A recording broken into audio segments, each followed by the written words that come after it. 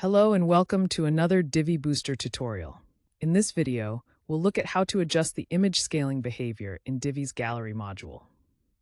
Sometimes, images can appear stretched or cropped in ways you might not want.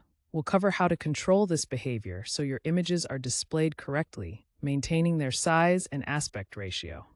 Let's get started. To adjust the image scaling in the Divi Gallery module, you can use the image scaling option provided by the Divi Gallery Booster or Divi Booster plugins. These tools enhance the Gallery module with additional settings that let you control how your images are displayed. In this tutorial, we'll demonstrate how to set the scaling behavior to actual size using the Divi Builder interface. To begin, navigate to the page where you'd like to add your gallery. Open the Divi Builder and insert a gallery module. When the module settings pop up, look for the Add Gallery Images button and click on it. This will take you to the media library. From here, simply click on the images you want to include in your gallery. The selected images will be highlighted, making it easy to see your choices. Once you've made your selection, click the Select button to add these images to your gallery. With your images now added to the gallery, head into the Gallery module settings and switch to the Design tab. Once you're there, look for the Layout section and expand it. This will give you access to the available layout options you can customize. Within the Layout section of your Gallery module settings, you'll find the Image Scaling option. Click on the drop-down menu to see the available scaling methods. For this example, we'll select Actual Size. Here's a quick overview of what each option does. Fill.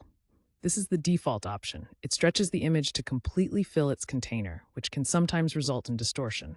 Cover. This scales the image to fully cover the container, cropping parts of the image if necessary. Fit.